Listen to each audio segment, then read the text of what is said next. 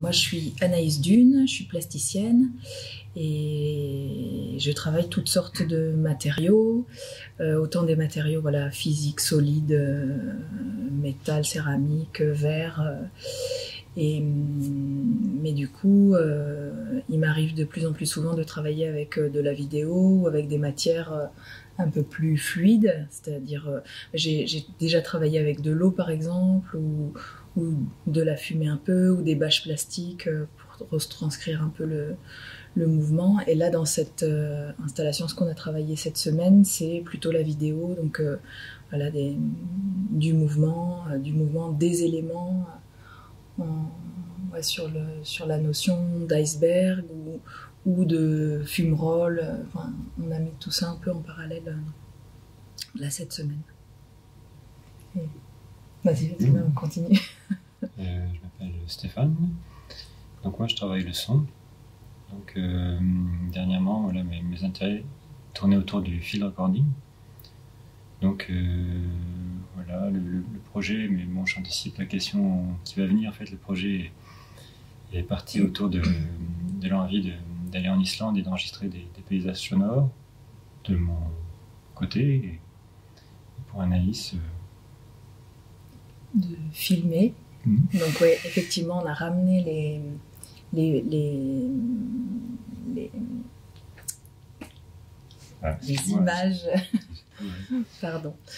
On a ramené les images filmiques d'Islande et ouais, l'idée à la base c'était d'aller enregistrer au niveau sonore les aurores boréales, de les filmer aussi si on pouvait, mais donc on était un peu parti dans cette idée-là d'aller enregistrer le son des aurores boréales, entre autres.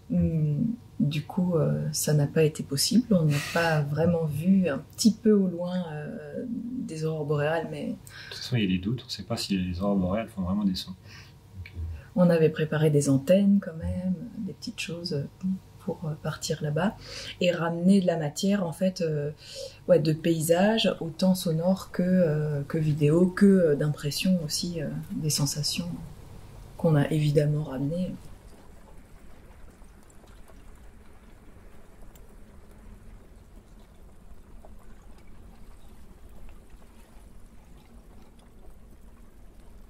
En fait, c'est vrai que c'est un pays un peu voilà, qui est à l'extrême, et à l'extrême aussi des changements qui ont lieu actuellement. Et, enfin, voilà, par exemple, c'est un pays qui est touché de plein feu aussi par les problèmes de tourisme de masse. Enfin, donc pour cette raison-là, puis aussi, bon, l'Islande était aussi voilà, un peu chaud à nos cœurs.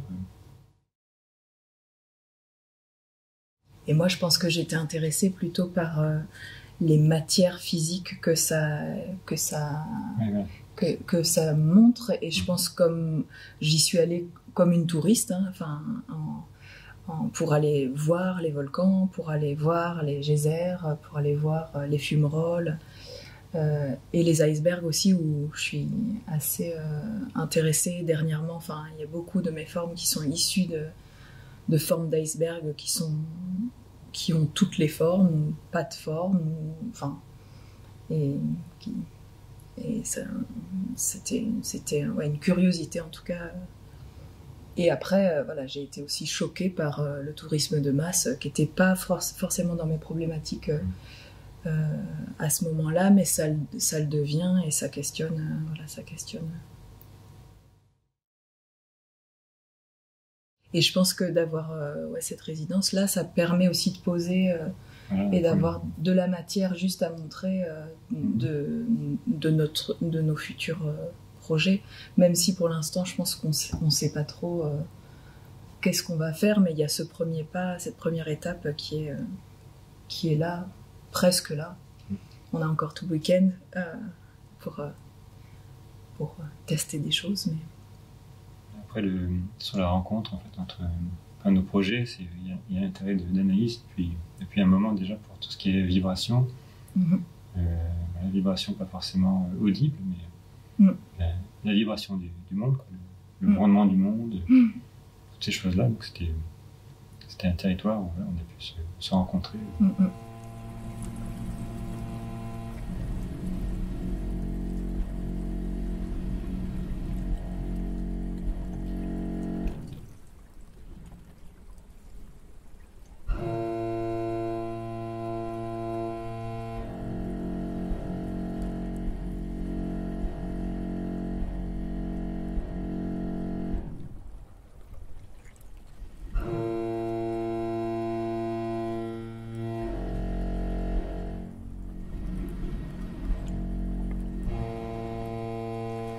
La vibration, donc voilà, c'est ni sonore ni visible, enfin pas vraiment visible.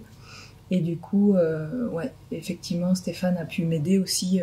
En fait, à passer ça au début, j'ai vraiment travaillé avec des vibreurs de portable.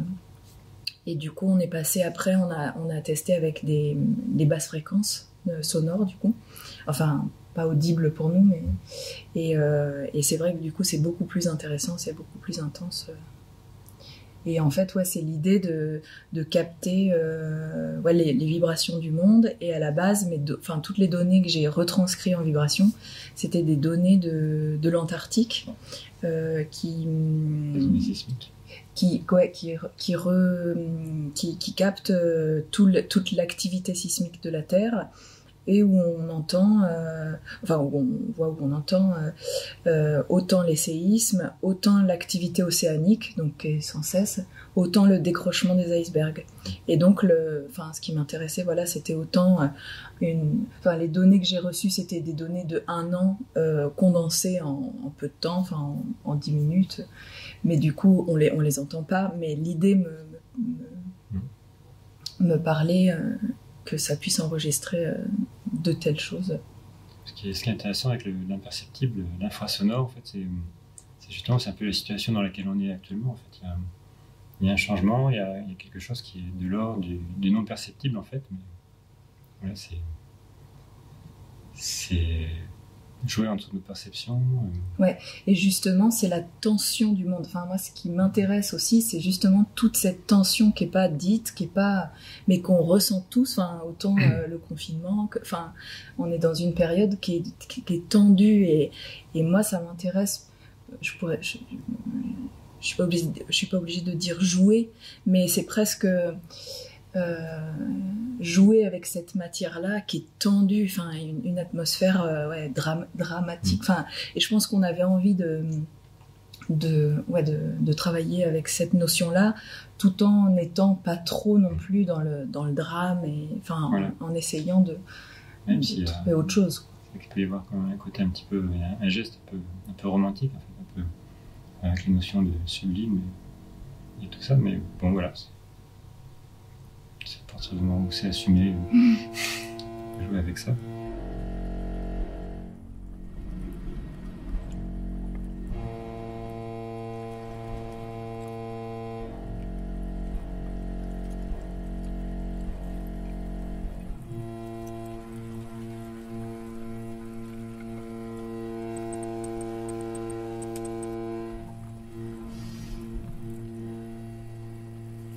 Stéphane a enregistré le son en ambisonie, c'est-à-dire que c'était un micro avec 4... En Islande. En Islande. C'était un micro avec 4 entrées. Et donc l'idée, c'était de retravailler avant tout l'ambiance sonore avec 4 enceintes. Et après, là-dedans, moi, ça fait...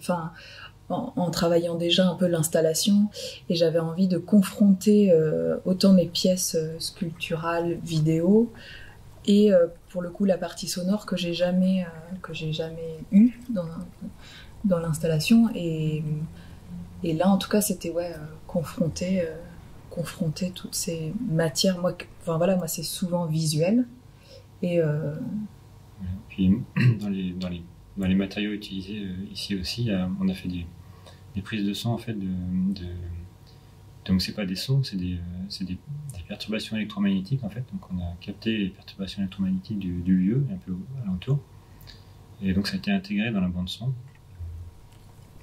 voilà, tout autant que l'entrechoc des icebergs, et voilà, t'as vraiment fait un travail de composition et en espace sonore, quoi. Et donc dans l'installation, donc l'idée c'est de la présenter éventuellement ailleurs, qu'il y ait un public. Bon, pour l'instant, c'est pas possible, mais du coup, qu'on puisse voilà se promener dans l'installation et qui est à la fois le travail sonore quand on se rapproche d'une enceinte ou d'une autre, et à la fois visuellement où on est concentré peut-être sur un détail. Il y avait aussi l'envie de faire vibrer la structure du lieu en fait. Donc là, on est en train de faire des essais pour l'instant. Pour ajouter une vibration à la limite du perceptible. On va faire décoller la poussière un peu de la structure.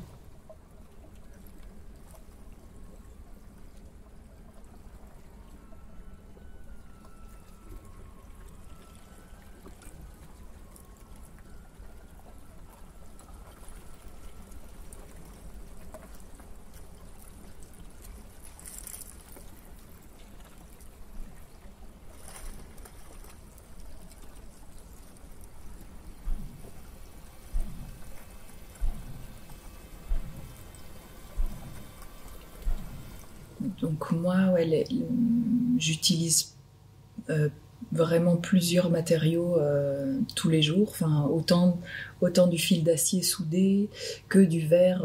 Là, le verre filé, c'est tout récent. Mais du coup, donc ces formes-là, elles reviennent quand même assez souvent et elles font partie de plusieurs installations ou plusieurs sculptures. Enfin, autant elles sont à plusieurs, autant elles peuvent. Enfin, il y en a certaines qui fonctionnent vraiment toutes seules ou au mur. Enfin, ça m'intéresse en tout cas d'avoir un peu toutes les notions de la sculpture. Enfin, autant on regarde quelque chose au mur, autant on regarde quelque chose de suspendu, autant c'est au sol. Bon, là c'est sur des socles, c'est un peu. Ça dépend de ce qu'il y a, ce qu'on a. Mais les matériaux, ouais, du coup. Je pense que j'ai pas vraiment de préférence de travail, si ce n'est de faire. Enfin, il y a vraiment l'idée de faire, et en fait, peu importe le matériau, quoi. Peu importe que ce soit de la céramique, du métal, enfin, qui sont entre guillemets des matériaux nobles, que du plastique ou de la couverture de survie, enfin, qui vont m'intéresser pour d'autres aspects. Mais c'est vrai qu'il y a toujours la relation au toucher, faire.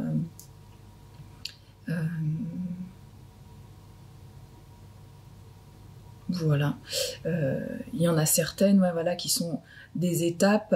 Enfin, par exemple, des formes comme ça qui, à la base, peut-être étaient des croquis en volume, qui vont m'aider à percevoir un volume, et du coup, je vais pouvoir le fabriquer dans un autre matériau. Et par exemple, des formes comme ça, je vais en faire en verre soufflé aussi. Enfin. Du coup, donc là j'ai été sélectionnée pour réaliser une pièce en verre soufflé. Donc c'est une installation suspendue et ce sera que des volumes soufflés en verre qui seront mis en vibration du coup avec ces systèmes de comment on appelle ça, des vibreurs. C'est des vibreurs, hein, les enceintes. Bon, des vibreurs. Et donc il y aura l'entrechoc du verre un peu plus présent que quand je fais vibrer les formes métalliques. Enfin, c'est toujours des tintements particuliers par rapport à chacune des matières. Mais donc là, c'est quand même je suis au début, je pense, du travail sur les vibrations, parce que j'ai pas encore tout testé. Enfin, on n'a pas encore tout testé.